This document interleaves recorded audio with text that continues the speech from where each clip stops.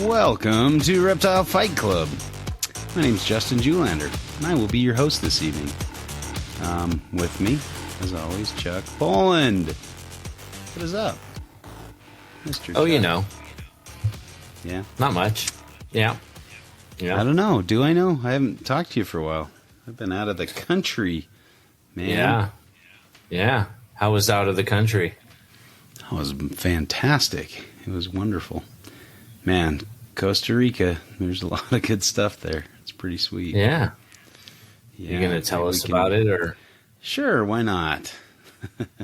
So, my daughter's over there teaching English, so we went and hung out with her for a week or so. She's down in pretty remote area down in the southwest, kind of peninsular area, the Osa Peninsula. And so we got the rental vehicle. So it was me and my three daughters, and then so the fourth was in Osa, and then my parents went with us. Jake decided he didn't want to go, so Not into it, stayed home. No, and it's kind of like, well, somebody's going to watch the dogs, so that works. And he worked and is going to school and stuff, so he didn't feel like he could miss it, which is okay. He's not much of the outdoorsy kind. So we got there, got the rental car, and drove. Now, the roads that the map was taking me on, I had this offline map program that was free or whatever, and oh my goodness, it was taking us on all these crazy like back roads and dirt roads, and it's telling us to go down these like steep hills, and I'm like, what is going on here? And I realized that I had my my map setting to avoiding toll roads, so it was trying to avoid all the toll roads and taking me all over creation on these windy roads. My oldest daughter was getting car sick, and so it was a rough start, and it actually added a few hours to our drive out to where my daughter was, so that kind of sucked. So we didn't get down there until after dark, but so we got down there and we stayed in a place that was right on the beach, which was pretty sweet. So first thing in the morning, I got up, and I mean, this place is just incredible. Like, Osa's pretty cool because it's pretty remote, and so there's not a lot of people down there. And so, I mean, there's wildlife everywhere. I got up about kind of right with the sun rising, and there was like a toucan in the tree behind the house, and a bunch of macaws flying over, and all sorts of weird birds that I'd never seen before, and it was really cool.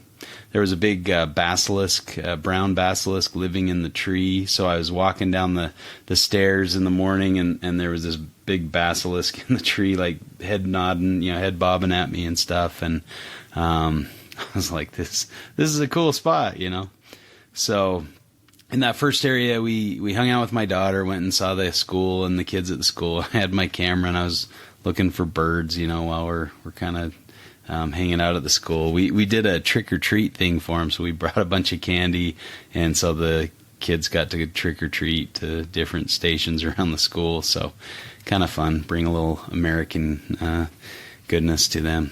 Hopefully, promote that diabetes over there, that kind of thing. Diabetes? Eat your soup. So we it was a good time. We did a boat tour in the Golfo Dulce, which is the sweet Gulf. But that place is like flat. There's like no waves out there at all. And so we did this boat tour out there, went, and there were a bunch of dolphins. But on the way out to see the dolphins, the guy's like, oh, there's a snake. And I'm like, a snake? And it was this sea snake, bright yellow, beautiful sea snake. That was one of the coolest things I've ever seen. I'm like, holy crap, this is awesome, and just he pulled the boat up next to it and let us take pictures, and I was so tempted to jump in there and like swim around with it, but I did kind of pet it on the tail after I'd taken a few photos of it, and then it started swimming down into the water, which looked pretty cool, so I got a video of that. But what a cool snake. So this was it's endemic to that area. It's the Golfo Dulce sea snake. And pretty exciting to see that. We went and swam with the dolphins, or not swam with the dolphins, but we watched the dolphins, and then he let us jump in the water because my daughter said if they're calling to each other, you can hear them calling underwater, making the little dolphin noises. So we tried that, but weren't able to hear them. So I think they were a little shy because they had a baby dolphin with them. And so they kind of kept their distance. They weren't like jumping on the waves of the bow or anything like that. So we went out, did a little bit of snorkeling around these little islands and saw some cool stuff. My daughter found this big moray eel and it just hung out, in the little cave checking us out and stuff. So got some photos of that. And we went onto the shore, this little preserve area, and the guy, the boat driver, guide guy, he cracked open a coconut for us so we could drink the coconut water and eat some of the coconut. So that was kind of cool. Watch him just open it with a rock. I didn't say peak call. I didn't say it. So we, came back, and as we came back on the shore, there were like all these macaws in the trees right on the beach, and our Airbnb was right on the beach as well. So I ran and grabbed my camera, and I'm just taking pictures of all these macaws and stuff. So pretty cool. We went surfing. So you definitely got your bird nerd on. Oh yeah, I mean there were a ton of cool birds.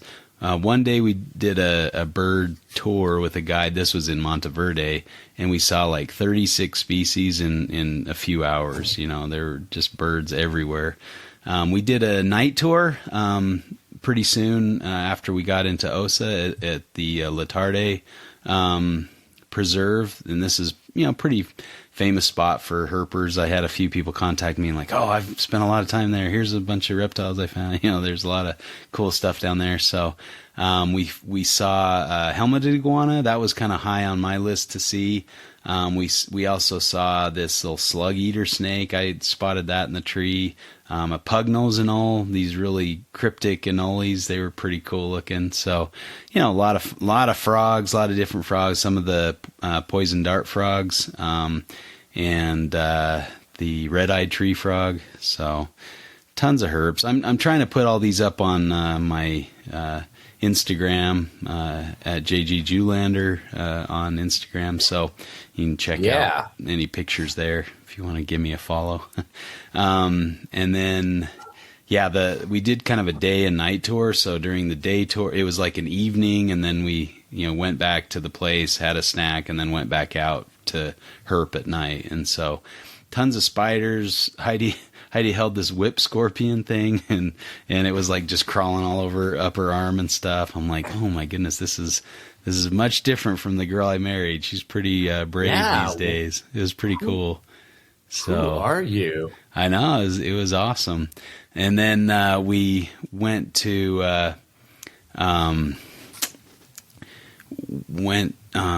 after we did the herp tour, went and the next day did some surfing. So I'd wanted to surf. I tried like 25 years ago. Yeah.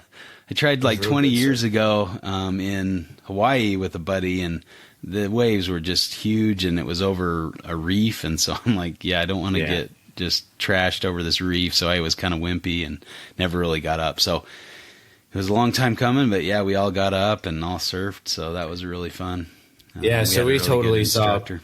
We totally saw when we pulled in. I was in the Navy when I went to Costa Rica, and there were surfers that were pretty much surfing right there on the rocks. Like it was. I mean, they would bail before it would break too much, but literally these waves would crash into these giant rocks. And but the waves looked awesome. Yeah. So, but this was a fairly good beginner spot, but there were some rocks. It was pretty rocky shelf on the beach, which is where the waves come from, I guess. So, great instructor is the Poyo Surf School or whatever down in kind of on the point of the boot of the Osa Peninsula. So, it was a lot of fun. And then we actually went back the next day and did some more surfing. And then as we were leaving the beach, I look up and there's this like archway with some greenery, you know, that was kind of hanging over it. And I'm looking, and there's like a snake cruising along in this archway thing, just hanging down, waiting for me to just grab it. You know, it was raining fairly hard, and so I grabbed the snake, and it's a brown vine snake. So, nice. Yeah, that's what we were looking for down in Arizona for, you know, a bit there in those trees. So, see, you had to leave the country to find one. Oh yeah, I mean, it's a much easier find down there. Oh yeah, I'm sure to southern Arizona, but yeah, it was really cool to see one. And I mean, he basically found me. I didn't really a much find easier him, find. That's a bold statement, isn't it? I mean, they're more commonly found. You know, people don't spend years looking for them like they do in Arizona, you know. But, you know, they're still pretty cryptic. Like, I took a few photos, and I didn't have a headlamp, and so it was like in the headlights of the car, and so it wasn't the greatest photos for sure, but didn't have a headlamp cool as in right then, or yeah, right Dr. then. Julender did not go to Costa Rica. No, we all had headlamps, so I came all prepared. Of course, I had the biggest, brightest headlamp of all, but no, I got everybody those Coast headlamps for the trip. So, nice, the smaller version, but because I had a bigger one and a smaller one, so I just bought a few more of the smaller ones. But yeah, those are nice headlamps. Yeah, so on is that what you had in Arizona? Yeah. In that surf area, on the way there, I mean, it was a pretty rough road headed out there, but we saw spider monkeys, howler monkeys, and capuchins all in that one little area. So that was pretty cool. Did you invite them back to your place? Well, yeah. Actually, they fuck shit up, man. One of the girls that was with Ashley's group was, you know, the English group teachers, whatever. They went on this tour, and the guide is like, "Oh, if you put some banana on your face, the monkeys will come down and lick it off you or whatever." Oh, no. And one of the monkeys bit the girl, and she had to like go home and get, you know. That. I know. We're like, and Ashley's like, or she's like, "Yeah, I wasn't gonna do that. I don't know what this girl was thinking, but so she's like, that's okay. I don't need a monkey to lick me, but yeah, and it bit her, and so she had to go home and get like rabies shots and stuff. So. Yeah, not smart. And I mean, monkey herpes is lethal in humans. Like if you get a monkey bite, that could be a pretty serious thing. So, yeah, stay away from those primates, man. They'll mess you up. So, really cool place. And then we stayed for a few nights in this giant treehouse. It was like 7 levels of treehouse. It was pretty cool. I mean, it rained most of the time, so that was kind of a little bit of a downside. But up on the top level, we were hanging out in the kitchen, and like all of a sudden, or one morning, I wake up and I hear this little squeaky sound, and it's all these squirrel monkeys. This troop of squirrel monkeys comes over like pretty close to the place. So I wake up and look out of the mesh, and there's these squirrel monkeys running around. So really cool spot to stay in this tree house. And it was all open air. Like one night, this giant roach crawled up the tree. Like it was seriously like a huge roach, like bigger than a dubia, you know, a little awesome. Wider. So yeah, it was pretty cool. And everybody was pretty cool about it. They weren't too freaked out. Yeah. So I was thinking the girls would be a little more, but my girls are pretty tough unless it comes to moths. For some reason, they get scared of moths. It's like, what more innocuous creature could you get afraid of compared to a moth? But Mothra. So I usually laugh at scary. them there. Yeah, I only tease you about the monkeys because I had a coworker that I used to work with when I did landscaping, and she was telling me a story. I don't remember where she was in South America, but they had left a window open. And some monkeys broke into the place that they were staying and completely fucked the whole place up, like rock star quality trashed the place and then rolled out. So yeah, so that she was always like, "Oh yeah, dude, you totally got to lock your room up or monkeys will come in and fuck your shit up." No way. Which I always thought was hilarious. They pulled a Pete call. Yeah, it's just a mental picture of like monkeys just fucking a place up. You know what I mean? It's just hilarious. Yeah. So, yeah, we didn't have that happen to us. Thank goodness. That's good. That's good. That's good. It was, you lose your deposit. Yeah, that Osa is a cool place though. Really pretty wild, and still has a bunch of good wildlife down there. Not very developed, mostly you know, primary jungle and stuff like that. So the Corcovado National Park is down there. We didn't really get into there very much, just because it was. The girls didn't want to do a long hike, and so they were being kind of. I think Heidi and I are going to go back and just really do it upright down there and get a good tour into Corcovado and see some cool wildlife. But fun spot. So then we headed up north, went up to Monteverde into the cloud forest. Did some more. I herped a little bit in the night. There was this coral snake that was on the road, but it had been killed by somebody. Like there were obvious cut wounds, close to the neck and head, so that kind of sucked. I got all like excited for a second. I'm like, oh, a coral, but then it was dead, and you're like, crap. But didn't see too much out there. But I was just kind of walking up and down this road that was close to the Airbnb. So, but there were again a lot of birds in the morning. Saw the mott, which was really beautiful bird. This is where we did the birding tour in the morning there, and saw ton of cool species. Saw the quetzals, which are that's probably the kind of the crown jewel of the birding world down there. Just a good spot to see them, I guess. They said only 2% of the people who go into the cloud forest see them ever come back. No, sorry. Yeah. And we saw 3 of them, so that was pretty sweet. Nice. Really cool. Then did a couple days there. We did the zip lining, of course, went and did a big zip line thing. And there was this side striped pit viper that was just right in the parking lot area. Like, I guess it crawled up into the parking lot while we were on the zip line. And then so when we came back, this guy's like, "Oh, you want to see a snake?" I'm like, "Heck yeah, I want to see a snake." And there was this little viper in the tree, they said, yeah, it crawled out in the parking lot. So the workers here put it in this tree. And I'm like climbing up into the tree to get pictures with myself on there. Like, sir, get down from there. What are you doing? So that's dangerous. I'm like, I got this. It's okay. I know about snakes. Like, don't worry about me. So I put venomous reptiles between my legs on accident all the time. Yeah, so they were not too amused with that. But we went to their little reptile zoo there, so all their stuff was like fat and overfed, and like it was they a little. Don't know. They just don't know zoo Dr. animals, Danger, so yeah.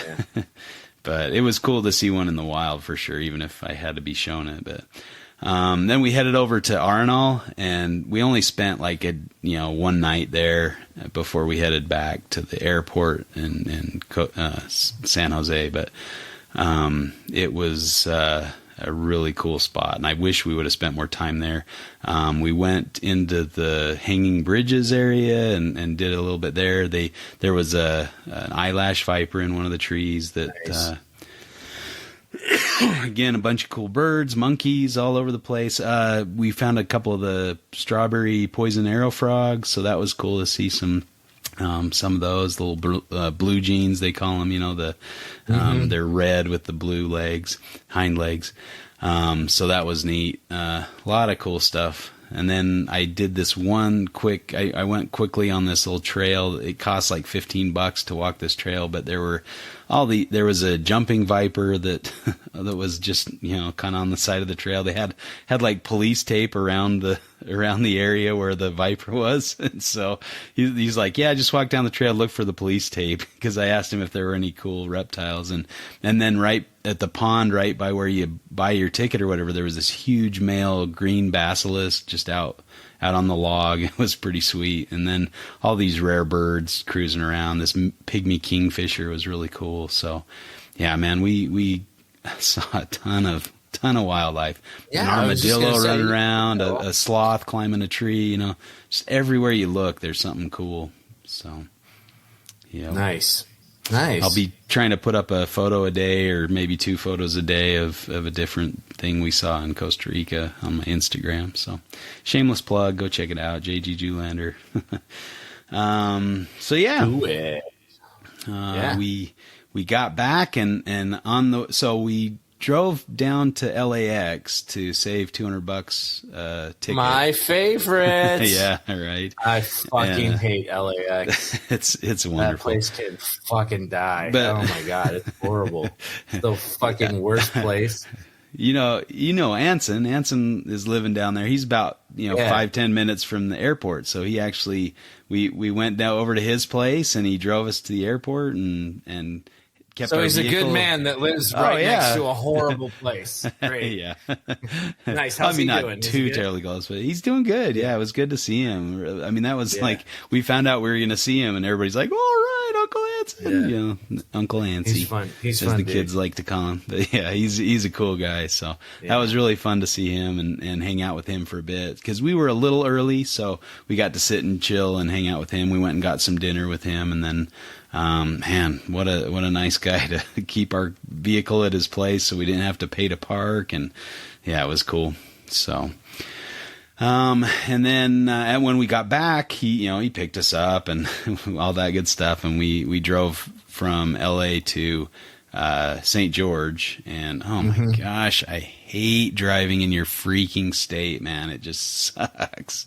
I'm so offended. Do not know how to drive. They just plug up all the lanes. It's ridiculous. They do not get out of the fast lane. You can come up behind them going 150 and they just sit there like they own the lane. You got to go around them. And no, they buy it. They buy it with every new car that they get. They get exclusive rights to the left lane, no matter what anybody else is doing on the road. No matter what speed they're going. And they stick to that. Yeah. They totally stick to that. Even though California has those Amber Alert signs that says move right for traffic moving faster than you or whatever it says. But it's like and you know what? I'm just going to say this, and I hope if there's anybody out there driving a Tesla, they don't take any offense to this. But Tesla fucking drivers are the goddamn worst. They sit in the left lane, they drive slow, and then when you try to go around them, they're like, ha ha ha, look how fast my Tesla is, and they won't let you. They speed up, them. And I've honestly, experienced that a couple those road times. Rage videos of trucks running people off the road, that would be me if I didn't love my truck so much, because I fucking hate Tesla drivers that do that.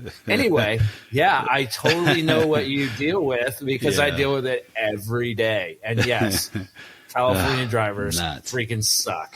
So we eventually made it to St. George. We got there about 11, and then me and Heidi woke up in the morning bright and early, about 5:30, and went and hiked the subway in Zion. So nice. I had a buddy, my buddy from Arizona that I went, Shane, that I went to Mexico with. You said you stayed with friends, or where did you? We just stayed in a hotel in St. George. Okay. So we dropped Kate off at her apartment. She's living down there, and then we went and. Went and did the subway, and I mean, there was snow. There was like several inches of snow at the trailhead. And wait, is this the picture you just posted of you dragging your family along in the snow? That wasn't. I swear to God, that was. Was it? It looked like Heidi. Oh, Heidi was there. Yeah, it was Heidi and a bunch of friends. The girls stayed at the hotel. I couldn't see who was behind Heidi. That's right. Yeah, the Sunday selfie on Rob Christian's post. Yeah, yes, that's that was the trailhead, and so we're sloshing through snow. But my friend, like the only one smiling. Yeah, my friend, while we were driving from LA, my buddy texted me. He's like, "Hey man, there's a lot of snow. We're gonna rent dry suits. Do you guys want one?" I'm like, "Yes, please." And coming back from a tropical location to snow is not the nicest wake up call. So welcome back. Yeah, exactly. So we rented the dry suits, and I mean, they were really nice. They kept you pretty warm. Although the shoes. Were great on rock, but they were not good in snow. So we were slipping, and I slipped. Weird. Yeah, right. It was kind of strange, but I slipped in the snow and fell on my backpack, and like I stand up and like the backpack is really wet, and my I can feel all this wetness on my back. I'm like, and I like it smells like berries or something. And I remembered that Heidi had put a Red Bull in the pack. And when I fell, I smashed the Red Bull and it just leaked all over inside the pack. I'm like, let me tell you, it doesn't take much to puncture a Red Bull and leak it everywhere, all over the back of Steve's car. Oh, man. So, that was a little rough. Justin. Yeah. But then we dropped down in the canyon, and then it's like there are different places you had to swim, but it was just, it was nice and comfortable. We had our clothes on in the dry suits, and so it wasn't bad at all. And hiked the subway. Now the subway portion where it gets its name is like just kind of this circular, like where the water is blasted through this narrow canyon. And so it's like narrow up top and then kind of goes into this subway round, cylindrical shape, on the bottom. So it's kind of cool. You're almost going through a tunnel, but it's kind of open at top. It's really a neat canyon. And then, but after that point, it's just, it's still beautiful, but it's kind of walking along the stream side in and out of the water over rocks and, up and around the trail and stuff for about 4 miles. So it's like, it's starting to get dark and we're like, oh man, we got to get out of here. And then, I feel like every one of your hikes goes into one of these types of situations where it's like, now we're losing the sun. We're in a sketchy place. Could it go bad? Dun, dun, dun. Yeah. We expected it to, we knew it was a 9.5 mile thing, but it was like, it does, 4.5 miles keeps going and going and going. And you're just like, when is this going to be over? Cause it's kind of a slog out of there. But we passed this giant rock and it's like this, old ancient, stream bed or whatever. And there are all these dinosaur tracks crisscrossing it. There's like carnivorous, whatever, just like a meat eater, the three-toed, tracks. And then there's the round, like brontosaurus type, I can't think of the names. My brain's fried, but anyway, we, saw that. And then, a few miles later, the trail out of there is like pretty much just straight up this cliff, right? So you're like switchbacking up and that was a little rough. And we had to get the dry suits back by like 7 or else we had to pay for another day basically. And so 3 of us ran kind of up this trail and got to the shuttle vehicles and went back up to the trailhead to pick up the shuttle cars and then bring those back down where everybody was exiting the canyon. And so it worked out nicely. The timing was great because we got right back as they had started up or made it up to the top and were taking off all their dry suits and stuff. And so we just threw them in the truck and got them down back in time. So see what I mean? It worked out. It was a potentially perilous point in the journey. Justin pulls it out. It all works out great. Well, this was a group effort. It was 10 of us there, so they were all adults, and I was just along for the ride. I wasn't leading or anything, but even though I'd done the hike like 4 times. They were all adults. Like, do you not count yourself as an adult in that group? No, I'm okay. I'm very much not an adult, but all right, man, baby. All right, so yeah, that's my trip report, and I'm sticking to it. But nice, that's a good trip. Yeah, it was good. And then I came home and started feeling a little under the weather. And so I have this procedure next week, and they said, you need to get COVID tested if you have any symptoms. I'm like, I've got a little sore throat. And so I went and got a COVID test and got the results today. And they're like, yeah, you're positive. I'm like, dang it. What the crap? So anyway, what do you do? So I'm going to be working from home for the next couple days. And I had to postpone my procedure till January, so that's the lame part. Yep. So now I gotta look forward to that again. Luckily, it was before I'd gotten into all the prep stage and all that. I've heard it's pretty rough, so I didn't want to do that and then have them say, you got COVID, never mind, you can't come. So I'm glad at least we found out before all that garbage. Well, for a man with COVID, you look pretty okay.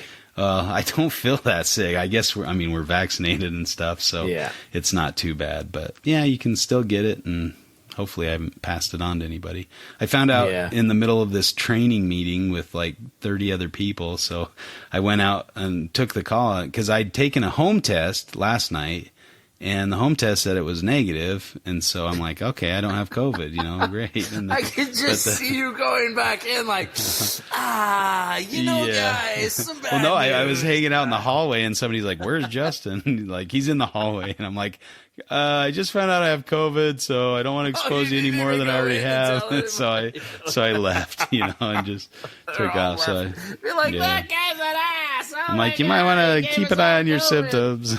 Whatever. Oh my God. Yeah, good times. Good Well, times. what are you gonna do, man? Like, I know. What can you do? Yeah. Not much you can do. So Give your coworkers COVID. That's what you can do. exactly. Yeah. So, Well, it's been an eventful week. yeah. Came Sounds back like it. and had a bunch more orders for the book. I mean, it's so nice to see it being so well received, and been an exciting time for that. So I'm only down to a couple cases. Like I've sold the majority of the books that I brought home. So that's been really nice. I really appreciate all. I the saw support. your Australia shipment made it. So you're selling books Cindy, in Australia too. Cindy got a huge order, and I just sent a bunch more out to her yesterday. So that's been good. Or that's sweet. I mean, yeah. When is when? What is when? We're whenever this releases, who knows what day it will be? But yeah. Oh yeah. I got you. I see what you're saying. You're saying when will then be now? Exactly. Yeah, probably soon, not soon. Soon, not soon. Maybe soon. We'll see. Yeah. Well, Eric's back from Australia, so that's that was true. fun to hear about the trip there. Yeah, the gears should be grinding again. So, God knows they ground to a halt with Owen running the show. No, I can't. He's newly married. I've given him a break. I don't think editing podcasts was ever his shtup. So no, not so much. Eric's running the show there, so yeah. Maybe we could talk to Owen's wife and kind of get him whipped into gear. To be more. We all know who's running the show. Exactly. We just need to talk to her, and then we can get it figured out. Yeah. Get Owen being productive member of society again. Well, should we fight? You want to fight about something? Well, you have to tell me what we're fighting about. Oh, okay. Because drum roll, please. No, I thought a fun topic would be to. Oh, whoa, there he goes. You asked. Fun topic would be to talk about knowledge in the age of information. So we have everything at our fingertips, and a lot of old school guys are like, these new kids, they don't know jack. And in my day, you had to read a book to learn anything. And so I'm wondering, what do you think if today's keepers know more, if they're better prepared because they can learn things, easier, find information a little easier, or if it, putting in that effort and putting in that work actually helps you gain more knowledge and retain it a little better because you had to work for it and you really had to want it, that kind of thing. This is a good topic. I actually don't know if anybody caught it, but yesterday Bill Bradley, one of my favorite human beings, was on Reptile Gumbo, and they were kind of talking about this and kind of touched on this a bunch of different topics. If you haven't heard it, it's great. I do have to say, though, I made a joke because we were talking about Florida or something, and I made a joke about Phil Wolf because he lives in Florida being weird. But then he read the comment live, but he didn't put any of the emoji laughing joke part of it. So there's just a random part where Chuck says Phil Wolf is weird, and I'm like, that's not what I said exactly. Hold on. So Phil, we're so cool, man. You're not weird. I was just kidding. So just got to get that out there. How dare you take pot shots at Philly? Yeah, listen, Phil's not a man to mess with. He's the wolf. You know what I'm saying? I'm not. You don't mess with the wolf. Yeah, that's what I'm saying. And I don't, he's already willing to break kneecaps for me. What would he do if he felt betrayed by me? You know what I'm saying? You don't go against the family. That's correct. I'm going to get Fredoed over here. So, Phil, it was all a big misunderstanding. So, Phil is not weird. He's just had to put that out. And by the way, congratulations to Phil. He just got engaged. How exciting for him! I didn't know that. Yeah. Definitely congratulations. Recently. Popped the question, and she said yes. So good job, buddy. Did you see this on social media, or how did you know this? I think I first saw it in the chat, but he also posted on Instagram, I believe. Wow, I saw. Yeah. I think I follow Phil. What the fuck, dude? What is going on? What the fuck is wrong with me? Maybe he blocked you for that heartless comment. No, ouch. I don't think he'd be the kind to address it like head on, like, hey man, what are you doing? What'd you say about that for? You know, like he'd try to get understanding first before he like jumped to conclusions or got all pissed off. Dude, he's pretty level-headed, man. That guy, he's got his head on his shoulders, dude. You know. Yeah, he's cool. Yeah. He's one of the good ones, man. Yeah. Yep. Yeah. So I think it's a worthwhile topic. I think there's a lot of the old man get off my lawn attitude about younger kids these days, and that attitude's in this fight. Well, I'm here for the fun, man. It could definitely take a seat, in the bus of this fight. So without further ado, let's flip a coin and let's see what side you want. You ready? That's heads. Nope. It is tails. Oh man, you have lost your mojo in the flipping department. Yeah. I'm gonna say it's easier to get information nowadays, and people that can have that easy access to information can gain knowledge quicker. So wait, so we're not just... So you're kind of arguing the old school point of view, like you had to work for it, and it's better because you had to work harder for it, that kind of thing. I'm taking the side that you have everything at your fingertips. You can get that knowledge easier and have a broader knowledge base because there's more information available. Okay. Yeah, I'll take that. Okay. I'll take that.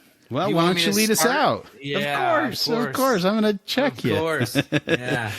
All right. Well, obviously, anybody who's been on the internet can see, even though we have more information available to us now more than ever, so much of it is just shite.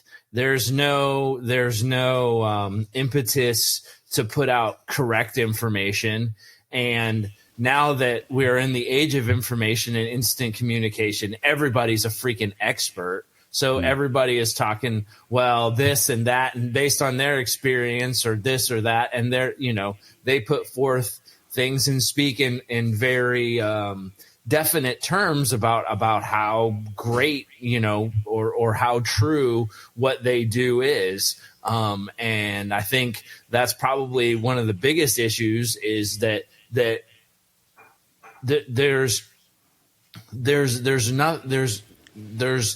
people have to know enough to know how to sift through information to know whether they're getting good information or bad information. Sure, there's plenty of information out there, but not all of it's true. And there's no, so it seems like every agenda that's out there in the social spaces of the internet, has put together, information that maybe draws grains of truth from places here and there, but has a fundamental fact left out of it that just kind of invalidates it. And so if you follow it, it sounds all logical or whatever, but you're misled at a point and you come to the wrong conclusion. And so you really have to kind of you have to be educated behind all of that information to be able to spot the BS, you know what I mean? Mm-hmm. So if you just go in saying, oh, well, yes, I read this and it was by this doctor, whoever. Well, I mean, you're a doctor. You know how we got chiropractors talking about virology, right? I mean, I believe we, had this conversation, but his name is still Dr. Whatever. But and so, he's got some credibility as a doctor. But, oh, by the way, he cracks backs and doesn't do anything with viruses. So it's like I get, I get the idea that we have more access and probably more the sheer volume of information that we have available to us is vastly greater than it was, when I was a teenager. Oh, yeah. but that doesn't mean that people are necessarily more educated or better off necessarily just because that's there. I mean, of course, I agree that, just having information available doesn't necessarily make it easier, because you do have to sift through nonsense sometimes. And I think, a big indicator if somebody is new, or anytime you see somebody who thinks they know it all, or they're sure of something, or they speak in absolutes, it's probably because they're new and because they have very little knowledge. The more knowledge you gain, the more you don't know a lot, and that there's so much more to learn and understand. But I would say that somebody like Frank Payne, I don't want to say he speaks in absolutes, but he says, this is the way you do this, because Frank Payne is so good at it that is probably the way you do that in a long-term successful way. But there's also people who are definitely not Frank Payne who say stuff like that. And it's kind of like, how do you separate the Frank Payne from the awful jackass? You know what I mean? Yeah. And I think we've had discussions in this regard where, like care sheets are sheets a good thing. And a lot of these things get perpetuated over a long time because they are in a form of care sheet on the net, and they're easily accessed regardless of how great the information is. Just because it's available doesn't necessarily mean it's the greatest information. And I think, as you're gaining knowledge or learning more things, it definitely helps to read everything. I'm not saying even if it could be a garbage, care sheet, I think you still want to read it just to, because there still can be some good even in these documents. But I will say too, but just because. And a lot of these things came from the older generation that said, this is how you do it, and this is the only way to do it. And if you deviate from this, you're an idiot. And if you try this, then you're stupid, because, why would you try anything different than what I said and how it works for me? So I don't think that's a new thing that with the information age. I think it's just a human thing, Yeah, you still got people out there who want to be the man, right? And by being the man, you got to know, and because you're the man and you got to know, this is my word is the word, and so you got to do it the way I say you're going to do it, or you're wrong. I think I mean that's an oversimplification of it, but that there's a prevalence to that attitude in the quote unquote experts out there, the expert keepers out there. And two, I mean, that may not be completely on them, because like we said, they didn't know certain things. They didn't have these publications that showed them insights into the natural history of animals. And that was one of the big reasons I wanted to write that green tree python book, is that there was all this misinformation in some regard, which was maybe I would say the best information that they had at the time, but, statements like a female green tree python needs to be 1,000 grams before you breed her. And then you hear somebody like Daniel Natouche, who's researching these things in the wild, and he says, I've never seen a female over 1,000 grams in the wild, and they reproduce at 300 to 400 grams regularly. That makes you go, wait a second, we have a disconnect here, and maybe that somebody's experience with imported green trees, that's when it worked for them. And so they say, okay, to the best of my knowledge, they need to be over 1,000 grams, that kind of thing. But they don't say to the best of my knowledge, they say it needs to be over 1,000 grams to breed, and so, and we keep them at 90 degrees, but then you go to green tree python habitat and it's like, oh, it's 75 degrees all the time. It doesn't deviate much. It goes like from 70 to 80 pretty much consistently all year round. And so you're like, why are we getting up to 90 degrees? This is, not healthy for them and not good for them and burns them out quicker. And so, those kind of things. But I wouldn't have known to think of that if I hadn't visited their area and if I hadn't read these research papers, that studied them in the wild.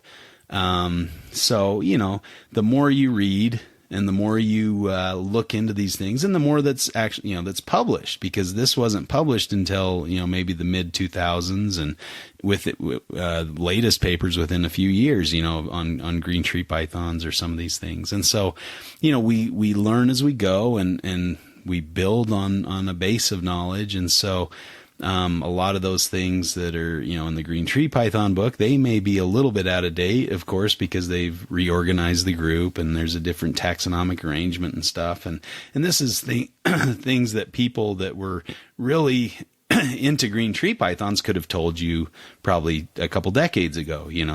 Somebody, they would know what, the shape of the tail or something, what would indicate where they were from or their pattern or things like that. So, I think there is some benefit to being, to learning in this day and age. And I don't think that has to do with any kind of age. I think, if you have a mind to learn things, and I guess I would count myself in that, as I'm still learning new things and trying to find out different things. And so I wouldn't say I'm some experienced, great, pinnacle or somebody to look up to. I think there's plenty of things that I could learn and change and do better in my keeping. So, I think we can all acknowledge that there's a lot more to learn, and we can keep going and developing new techniques and things like that.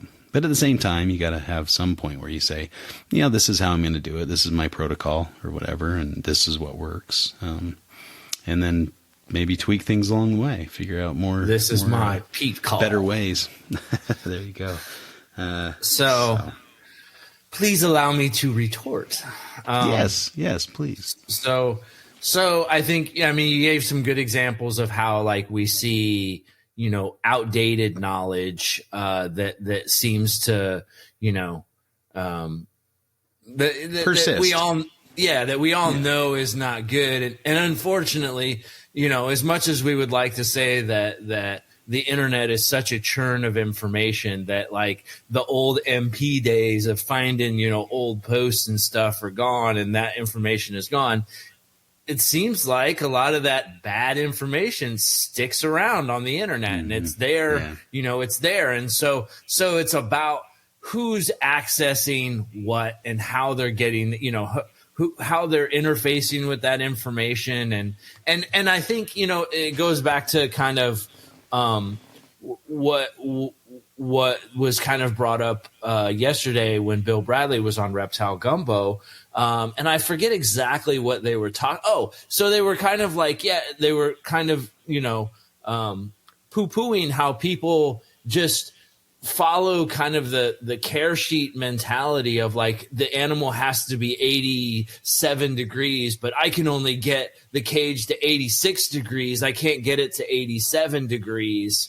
And, I can't keep this animal properly if I can't get it to 87 degrees. And I think that's because they're reading something, they're reading information, and maybe that information is 100% correct, but they lack such a deeper fundamental understanding of the animal that they're keeping. And and I think everybody who has started keeping animals realizes that they lacked that deeper understanding. And as they gained more experience, they were ready for greater levels of knowledge. So what I'm saying to you is that I don't think that those higher levels of knowledge, even though they're accessible to people on the internet now at their fingertips, you have to be ready to receive that knowledge, right? Like it doesn't, if you are stuck on a care sheet and you're like, okay, what do I need to do? Because I don't know what to do. I got to just figure this out. Okay, here's this thing that tells me keep them at this temperature and do this and do that. That's the level of information that you're ready to uptake, that you're ready for. But that deeper knowledge that you're going to gain down the road, that deeper understanding has to come from just more experience and becoming more involved and gaining that deeper understanding. And like, because so how do you get from a care sheet to keeping animals outside? Like, how do you do that? I mean, is that the internet that does that for you? Is that, and although some of that comes from there, like it comes from multiple sources over time and experience, and you're not, somebody who would just come into the hobby and then say, I want to keep my animal outside.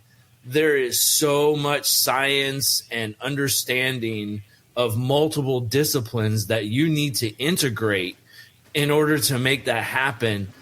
It's too much for most people. You'd have to be a smart motherfucker to do that right out of the gate. You know what I mean? So, yeah. But that whole like smart motherfucker out the gate, that's just somebody who's smart no matter what. But they carried that knowledge with them, right? You see what I mean? So it's like, I think the internet is amazing for accessing knowledge. And I think you can gain knowledge from it. But it's not instant knowledge, because you have to be at the right spot in what you do to be ready for that knowledge. Does that make sense? You still have to do the work, and you still have to understand it. But I mean, when I was looking for knowledge, I had to wait until I was down at the U of U, university library, and I could go and access these journals and go down in the basement and get into the card catalog and look up, I mean, it wasn't an easy thing. You had to kind of leaf through the issues and look for articles that you were interested in. I mean, and I couldn't just do it anytime I wanted. Now, if I look up articles on Google Scholar, and usually you can access them immediately, for free. Sometimes I have to wait and get, order them through my university, so it might take 2 days, but I have all that stuff pretty much instantaneously at my fingertips. But that's not the argument, right? That's not the argument. The argument isn't that we just have, because I can't argue that of course we have more access to knowledge now than we did. Yeah, but what I'm saying is we can learn quicker. I think it doesn't, back then or now we can, you could learn this, maybe the same things if you had access to them, but getting that access or going to a place, you had to go to a physical location that had that resource. Now you have it at the touch of of your phone, and you can access it from just about anywhere. So you're able to learn more rapidly and, gain more information quickly than you would be back in the day.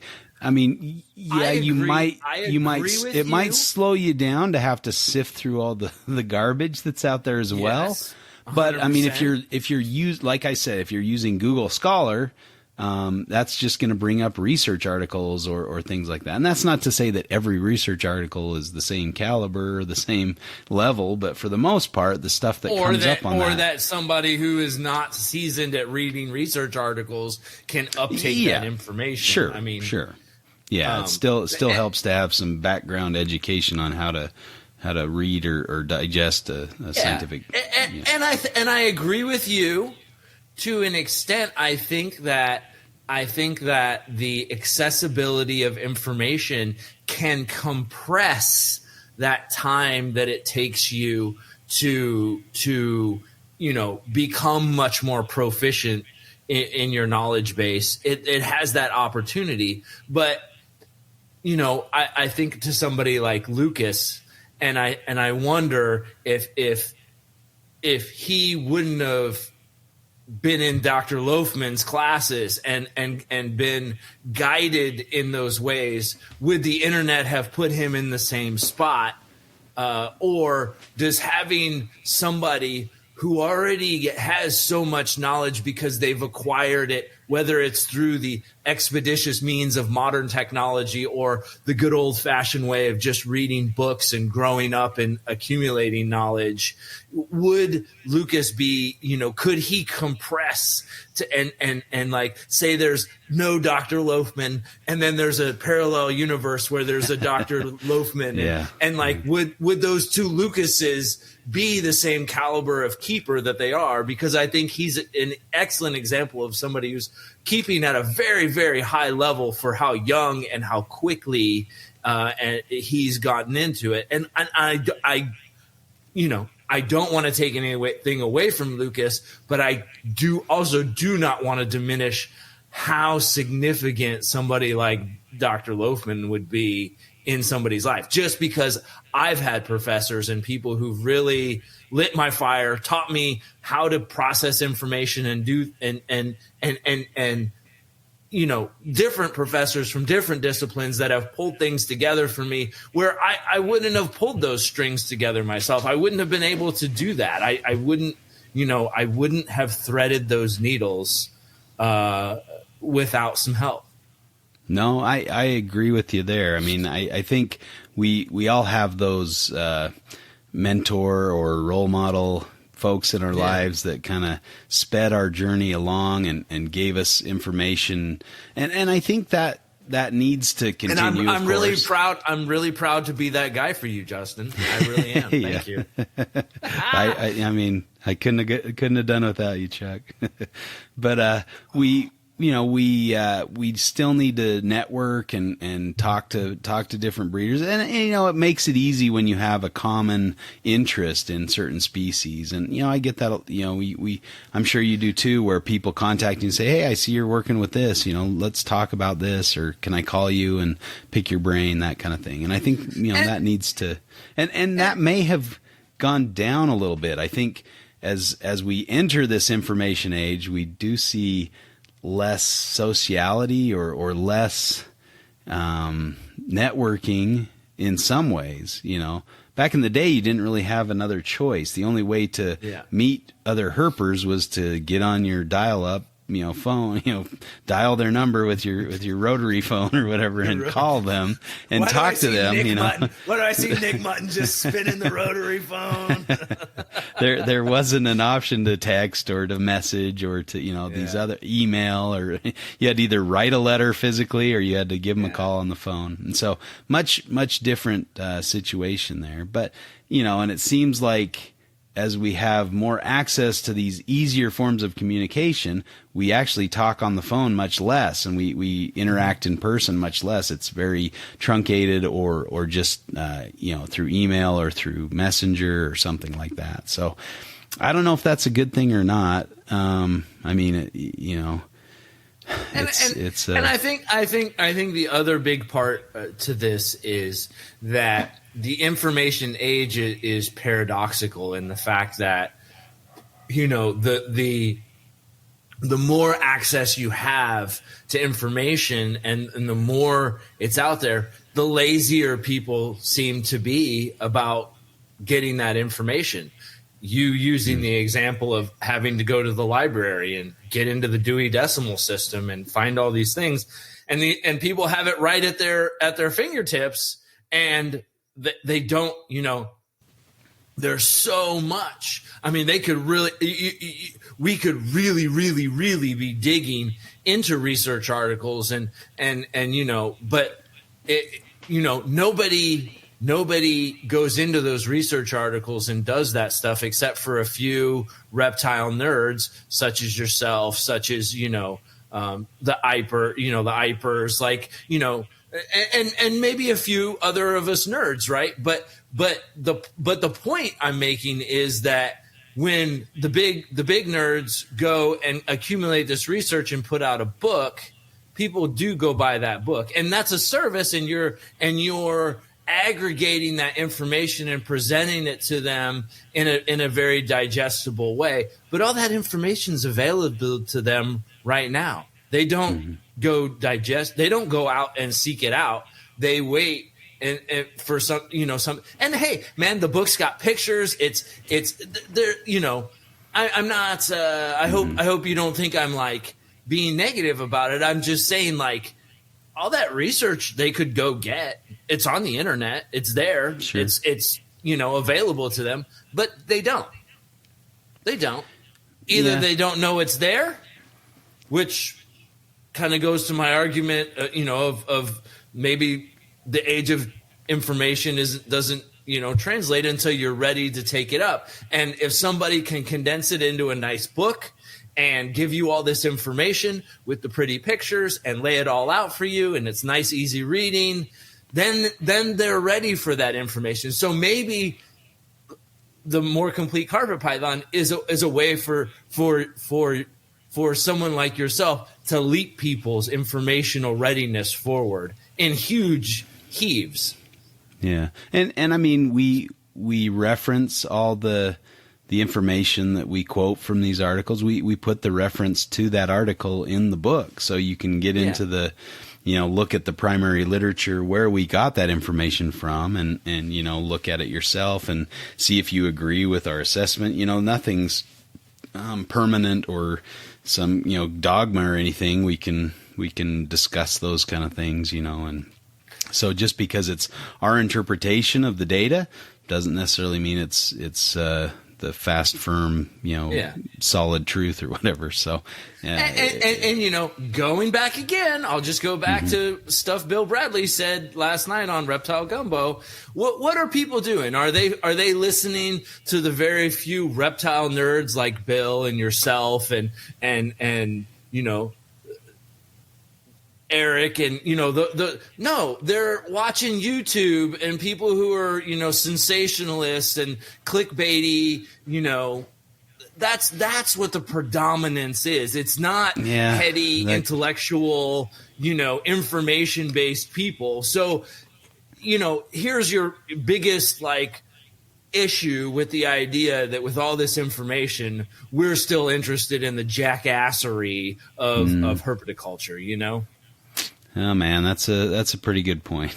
And I'd like to say that that's not the truth, but it just seems like, and I find myself in that sometimes. It's a lot easier to watch a video and just be entertained and, watch some funny little thing happen. I get it. It's just, and again, it goes back to my thing about, but it doesn't. The age of information is paradoxical. When you don't have this information, humans thirst for information, right? But when you don't have it, they thirst for it. But when it's all there, and it's at your phone, you can get it on your watch, you could get it in any way you want it. Then they're lazy as shit about it because it's like, well, I don't need to know that. I could just, I don't know, find it out somehow, or I don't know, whatever. So all of a sudden, it's like a, so people used to be the treasure trove of information. Now the internet is the treasure trove of information, and people could care less about filling their vessel with information because it's all out there. I don't need to know that. I can just look it up. I can just do this. I can do that. And the problem with that is you don't grow when you don't fill your vessel with information. I think that's my big issue with it. Yeah. No, I can't deny that. I think the level of effort and work is, maybe it's the same. You still got to read the information once you find it. Maybe finding it back in the day was a little more difficult and a little, you had to drive somewhere and physically pick up the book, whereas now you can download it and read it, but you still have to read it. You still have to put in the effort. You still have to put in the work. And I don't think that will ever change. So regardless of how accessible information is. Now, the other thing is we maybe read one article or one thing and we think we know a subject, And that goes back to what I was saying previously is like people who think they know it all obviously haven't read very much. They haven't looked into it very much, because the more you learn, you don't know a lot. You know, yeah. I don't know. I'm shocked at my ignorance. Like, I think, and I think we all should be a little bit aware of our ignorance and humble in the fact that there's so much to know and nobody can know it all. You can gain quite a bit of knowledge, but usually the more you acquire, it's usually more focused in on a certain subject, you know. So you could know, like, you know, I know quite a bit about a subset of viruses, you know, like 2 or 3 viruses. I know a lot about those. But when it comes to the other, you know, like a bacteriophage or something, I don't know jack about those. You know, I could fill a book with what I don't know. Even though you're kind of an expert in that narrow part of your field, I think you would also say, like, there's so much to still learn. So if you take very simple all those things people, we don't know. Yeah, you take all those people and all those, like, very, very, very specialized forms of whatever their discipline or interdiscipline is,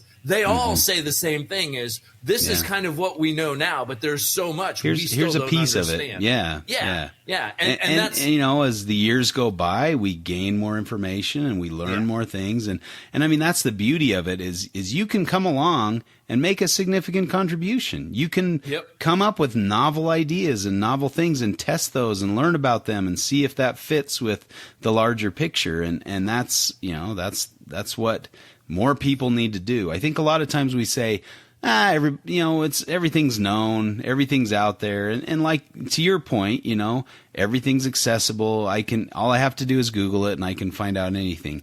That's not necessarily true the deeper you go. The more you're looking into things, you know, and so but at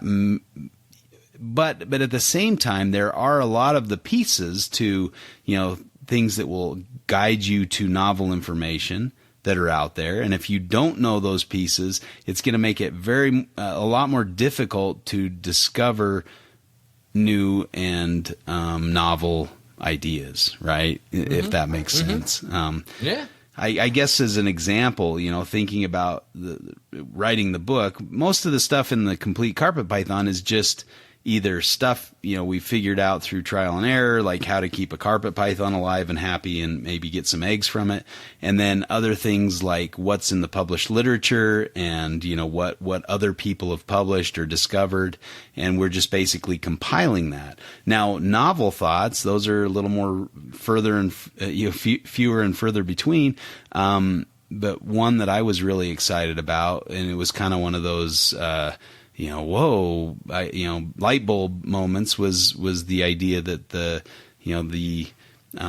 water drainage basins matched up with kind of the genetic breaks in the carpet python work that had been done. So somebody else did the genetic work and somebody else figured out where the water basins were, and I put those two things together and said, oh, eureka, you know, maybe distribution of carpet pythons or taxonomy of carpet pythons has something to do with how they distributed and how these different barriers keep them apart and things like that. And a lot of the progress that we see in science now is coming through interdisciplinary collaborations where people who are expert in their fields start to lay things over and they make connections across other disciplines and aha moments happen. So, you know, I think kind of to my point is you have to kind of continue to gain that, fill your vessel with knowledge across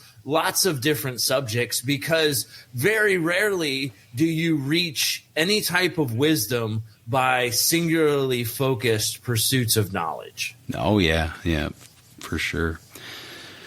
Yeah, I don't know. That's and you know, we need to think about things more and ponder things, you know, and like just because you read something doesn't mean you have internalized it or you know it or you can put it into practice. You know, sometimes that takes more effort and you know, we can know a lot of things and not know anything at the same time. So but also applying that knowledge is what kind of leads to wisdom, I would think, you know. And so when we talk about wisdom in the age of information, you can know a lot of facts and you can know a lot of things, but until you put that into practice and until it yields a positive result, you don't really have that wisdom or that, true knowledge. But I guess that can be the same in any age. And I think, I would say most people who are wielding wisdom say they don't have a lot of knowledge. Yeah. Yeah. Well, and they, because they know they don't. Yeah, exactly. They recognize how deep knowledge goes. And I, one of the biggest things about the herp trips that, I've been doing over the last, 5-10 years is spending time with like-minded individuals in the field, just chatting about different ideas and different things and different methods and, those kind of things, that getting back to the basics and communication and just kind of saying, here's what I'm thinking of. How do you see it? Or what is, what's your take on this? And do you have anything else to add to what I'm thinking? And, let's grow together kind of in our conversation. And I think, that's very hard to replace. And you can really get some synergy in thought, and ideas and novel things and, when you're discussing things out in the field. And I've had some wonderful conversations, present company included, with you and with, Eric and Keith McPeak and, all sorts of, all these guys, Steve. I mean, Steve's a wealth of information, and I really like talking to Steve because he usually has that. Terry Phillip is another one of those guys where, like, every time I talk to him, I come away with some cool idea or another, and I don't talk to him enough. I wish we'd talk more. I'm always blown away every time I've ever talked to Terry. It's just like he's just on a level, dude. Yeah. And shares very freely and openly with everybody, and he's just I don't know. I my kind of I do. And that's kind of we need to get back to that discussion, talking with people and bouncing ideas off each other. And I think, reptile shows are another good avenue for that. You can go up and chat with your favorite breeder at their table or whatnot and ask them questions and get information and tell stories, hear herping stories or hear observations in the field and things like that. And that can help, build our knowledge base. All those kind of things add up and give us more knowledge and hopefully allow us to implement that knowledge and gain wisdom. So, amen. Yeah. But I do think having everything kind of at your fingertips gives you a great resource, but you have to use that resource. Absolutely. Not an arguable thing there. Yep, that's. I don't know. We reached the conclusion of our discussion. Anything else to add? I've said what I had to say. Okay, we did get a little feisty Chuck out there, didn't we? You asked not for as it. feisty as you threatened, but I don't want to overwhelm you. You just got back. You were just. Yeah, don't beat up on me too much, man. That's correct. You're already in a weakened state because of your COVID diagnosis. So I don't want to, Yeah. I can't do that to you. It'd be horrible. I appreciate it. You're a gentleman. Hey, take the next 5 days off work on me, okay? Yeah. All right. Sounds good. You'll pay my salary. I appreciate That's not what I said. That's not what I said. Remember, I live in Utah, so it should be pretty easy to cover, for you rich Californians. Oh. All right. Well, I don't know. I thought that was a worthwhile conversation. A good conversation, sure. Yeah. And I think there's plenty of great examples out there of young people coming up and saying, the generation before me has done a good job, but I can add to this. I can, figure things out from here. I can maybe see a better way of doing things. And I think that's encouraged, right? That's how it should be.